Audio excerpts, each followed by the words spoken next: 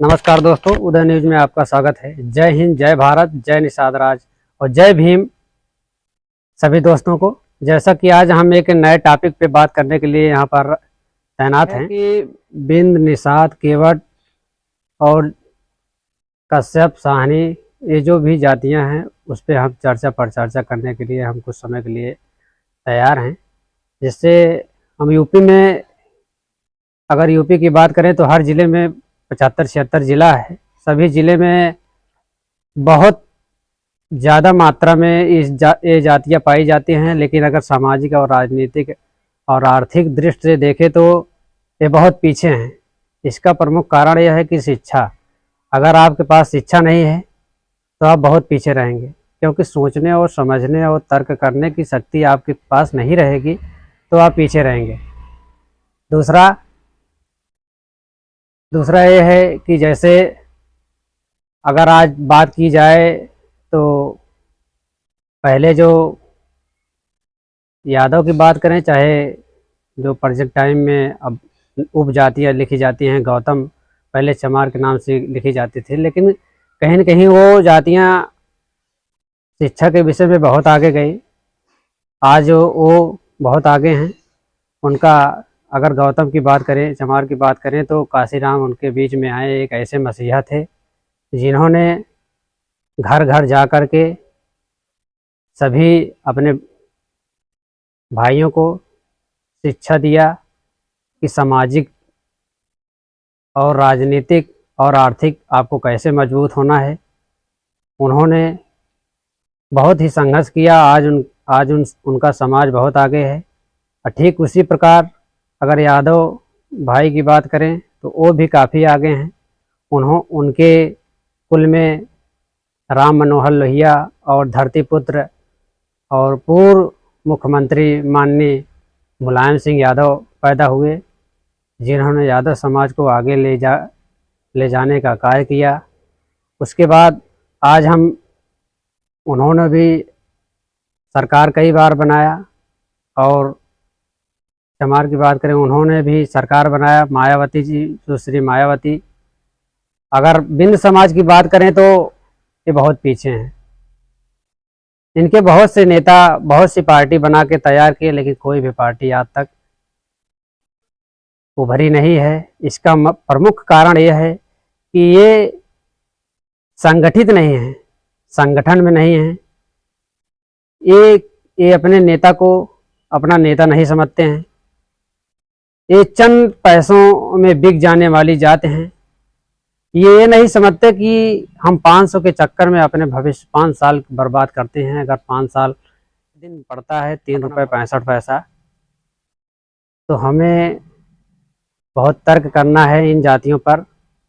लेकिन आज अगर देखा जाए तो निषाद, बिंद, केवट, मल्लाह, साहनी, कश्यप, इनमें बहुत सी ऐसे पार्टियां आई जिन्होंने केवल 2-4 ज़िले में अपना वर्चस्व कायम रखा। जैसे मान लीजिए अभी प्रेजेंट टाइम में एक है निषाद पार्टी, जिसके संस्थापक डॉक्टर संजय कुमार निषाद, और दूसरी पार्टी है एक भदोही ज़िले से प्रेमचंद बिंद जी, उनकी पार्टी जो मानव प्रगतिशील पार्टी है। एक वो हमारे निर्बल इंडियन शोषित हमारा आम दल के मसीहा डॉक्टर संजय कुमार निषाद, और प्रगतिशील मानव समाज पार्टी के प्रेमचंद बिंद जी, और वीआईपी पार्टी विकासशील इंसान पार्टी जो है मुकेश साहनी। इन लोगों को सोचना चाहिए कि समाज हमारा आज बिखरा हुआ है। अगर हम एक हो करके अगर किसी भी चुनाव में अगर एक साथ लड़ेंगे तो हो सकता है कि हमारी सरकार या सरकार में हमारी सहभागिता हो, लेकिन ऐसा ये नहीं करते। बड़े शर्म की बात है। सोचना चाहिए, केवल अपने लिए राजनीति कर रहे हैं, समाज के लिए राजनीति नहीं कर रहे हैं। केवल अपना पैसा, अपनी झोली भर रहे हैं। चाहे डॉक्टर संजय निषाद की बात हो, चाहे प्रेमचंद बिंद की बात हो, चाहे मुकेश साहनी की बात हो, चाहे कोई भी बेनी माधव बिंद की बात हो, कोई भी जो बिंद, निषाद, केवट और कश्यप, साहनी में जो भी मुखिया हैं उनको तर्क करना चाहिए कि हम लोग जो विभक्त हैं, विभक्त नहीं रहना चाहिए। अगर आप विभक्त रहेंगे तो अदर जो पार्टियां हैं, आप चाहे बीजेपी समझ लीजिए, चाहे एसपी समझ लीजिए, चाहे बीएसपी समझ लीजिए, आपका यूज एंड थ्रो करेंगी। और रही बात, आज ऐसा समय चल रहा है कि हम लोगों ने ये निषाद, बिंद, केवट, मल्लाह, साहनी, ये सभी जातियां मिलके एक बार, कई बार बीएसपी को भी बीएसपी की सरकार बनाई, एसपी की सरकार बनाई। सभी ने तवज्जो उस तरीके से नहीं दिया जिस तरीके से देना चाहिए, जिस तरीके से ये समाज उनको अपना नेता माना। अगर आज ये तवज्जो उस तरीके से देते जिस तरीके से ये सब सोचे थे, निषाद, बिंद, केवट, मल्लाह, साहनी, तो आज ये दुर्गति ना होती, चाहे एसपी की चाहे बीएसपी की, आज बीजेपी ना होती।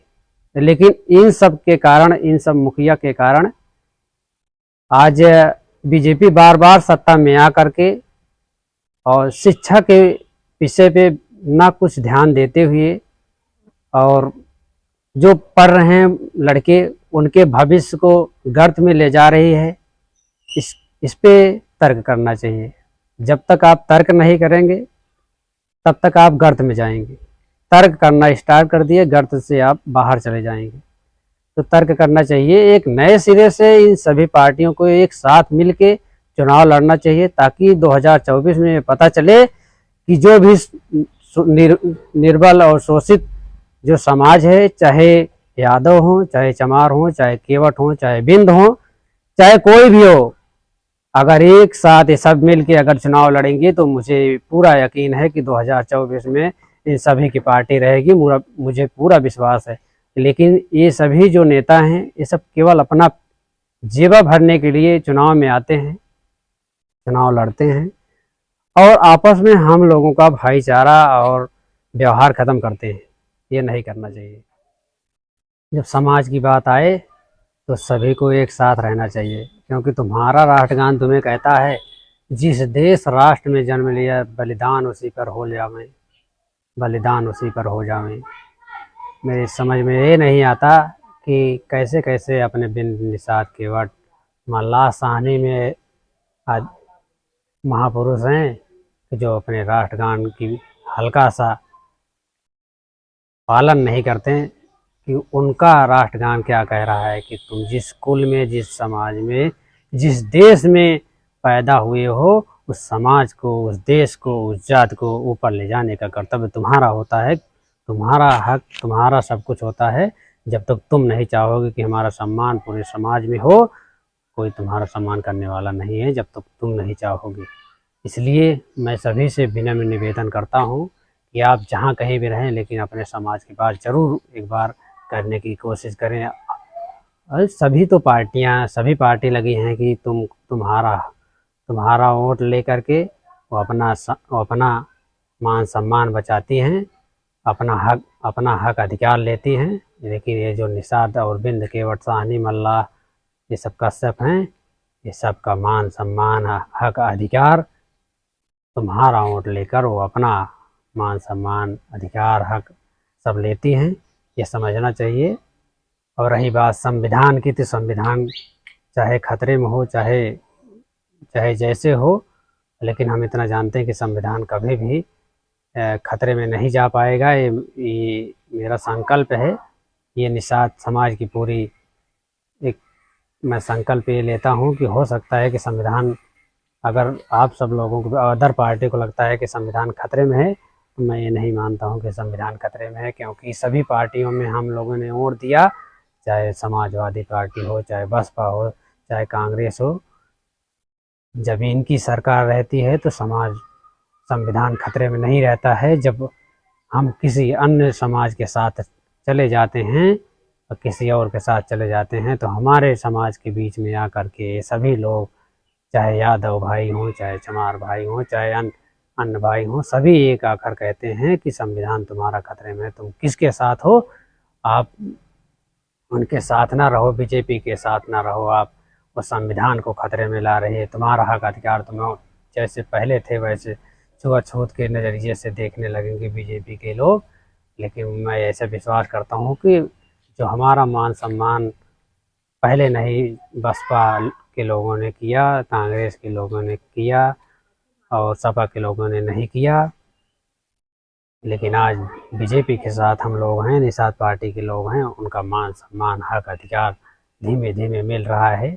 रही बात आरक्षण की, तो आरक्षण तभी मिलेगा जब निषाद, बिंद, केवट, मल्लाह, साहनी सभी एक साथ रहेंगे और इनका कई सीट इनके विधायक जीतेंगे, तभी इनका हक अधिकार मान सम्मान मिलेगा, अन्यथा नहीं मिल पाएगा। चाहे आप बीजेपी के साथ रहो, चाहे सपा के साथ रहो, चाहे बहुजन समाजवादी के पार्टी के साथ रहो, चाहे कांग्रेस के साथ रहो, जब तक आपका विधायक, आपका नेता को आप नहीं चुनोगे, तब तक सत्ता की तो बात छोड़ो, आरक्षण की बात छोड़ो, आपको कोई मान सम्मान करने वाला, चाहे कोई भी हो, आपको मान सम्मान करने वाला कोई नहीं रहेगा। इसी बात के साथ मैं अपनी बात को विराम देता हूँ। जय हिंद, जय भारत, जय निषाद राज, जय भीम। और